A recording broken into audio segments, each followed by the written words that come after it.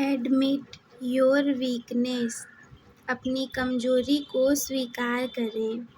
Hello student, स्वागत है आप सभी का हमारे आज के इस वीडियो में। आज के इस वीडियो में हम देखेंगे क्षारक, क्षारकों के प्रकार, क्षारक के भौतिक गुण, रासायनिक गुण तथा उपयोग। तो आइए शुरुआत करते हैं। क्षारक, जिसे इंग्लिश में हम कहते हैं बेसेस, वे पदार्थ जिनका स्वाद तीक्ष्ण या कड़वा होता है तथा जो लाल लिटमस पेपर को नीला कर देते हैं, क्षारक कहलाते हैं। उदाहरण साबुन। देखिए, अम्ल में हमने देखा था कि जो खट्टे होते हैं और नीले लिटमस पेपर को लाल कर देते हैं, जिसमें हमने कुछ खट्टे चीज़ों का नाम देखा था, जैसे नींबू, संतरा, इमली। क्षारक में हम इसका उल्टा देखेंगे। वे पदार्थ जो कड़वे होंगे और लाल लिटमस पेपर को नीला करेंगे, वो क्षारक कहलाएंगे। उदाहरण में हम साबुन को देखेंगे। इसकी अन्य परिभाषाएं भी हैं, जैसे आर्हेनियस सिद्धांत के अनुसार वे रासायनिक पदार्थ जो आयनन के पश्चात जल में वियोजित होकर ऋणावेशित आयनों के रूप में केवल हाइड्रोक्साइड आयन OH- आयन देते हैं, क्षारक या भस्म कहलाते हैं। आर्हेनियस एक वैज्ञानिक थे जिन्होंने अपना सिद्धांत दिया। इनके सिद्धांत के अनुसार वे पदार्थ जिन्हें जब हम जल में घोलेंगे तो जल में घुलने के पश्चात ये OH- आयन देंगे, ये क्षारक या भस्म कहलाते हैं। देखिए, कुछ लोगों को लगता है कि क्षार और क्षारक एक ही होते हैं, तो आइए उनके इस कन्फ्यूजन को क्लियर करते हैं। अब हम देखेंगे नोट। वे क्षारक जो जल में घुलनशील होते हैं, वो क्षार कहलाते हैं, अर्थात जो जल में अघुलनशील होंगे उसे हम क्षार नहीं कहेंगे। अतः सभी क्षारक क्षार होते हैं, किंतु सभी क्षारक क्षार नहीं होते।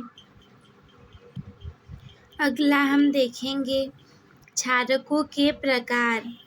आयनन के आधार पर क्षारकों को दो भागों में वर्गीकृत किया जा सकता है। पहला है प्रबल क्षारक। वे क्षारक जो जल में पूर्णतया वियोजित या आयनित होकर हाइड्रोक्साइड आयन देते हैं, वो प्रबल क्षारक कहलाते हैं। इसका मतलब हम क्षार को लेंगे और जल में घोलेंगे, जो पूर्णतया वियोजित हो जाएंगे और OH- आयन देंगे, उसे हम प्रबल क्षारक कहेंगे। उदाहरण में जैसे पोटेशियम हाइड्रॉक्साइड को जब हम जल में घोलेंगे तो हमें पोटेशियम आयन और हाइड्रोक्साइड आयन प्राप्त होगा। दूसरा है दुर्बल क्षारक। वे क्षारक जो जल में पूर्णतया वियोजित या आयनित नहीं होते, दुर्बल क्षारक कहलाते हैं।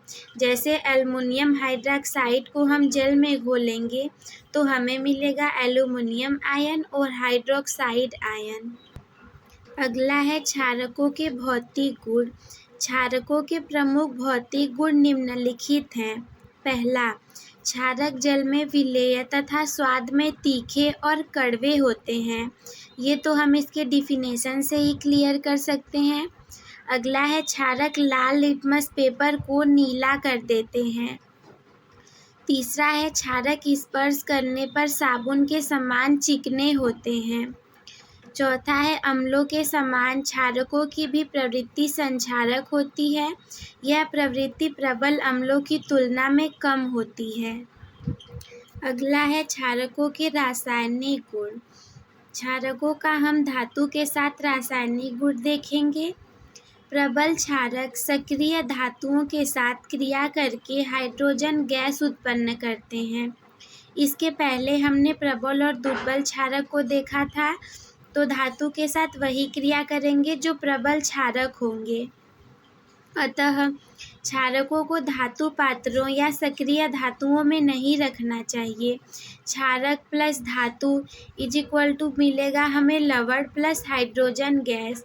जैसे हम जिंक को लेंगे, सोडियम हाइड्रॉक्साइड प्रबल क्षारक, को हम मिलाएंगे तो बनेगा हमें sodium zincate Na2ZNO plus hydrogen gas. Last हम देखेंगे क्षारकों के उपयोग। क्षारकों के मुख्य उपयोग निम्नलिखित हैं। पहला में जैसे हम देखेंगे एल्युमिनियम हाइड्रोक्साइड का उपयोग। इसका प्रयोग वस्त्र अर्थात कपड़ों तथा प्रति अम्ल एंटासिड बनाने में किया जाता है। दूसरा है अमोनियम हाइड्रोक्साइड, जिसका फॉर्मूला होता है NH4OH। इसका प्रयोग क्लींजिंग एजेंट, निर्मलीकारक तथा अमोनिया लवण बनाने में किया जाता है।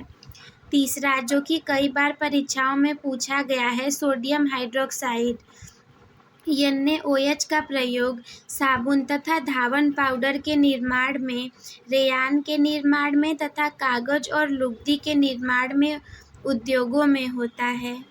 आप लोग इन सभी टॉपिक्स को याद कर लीजिएगा, कई बार परीक्षाओं में पूछे गए हैं।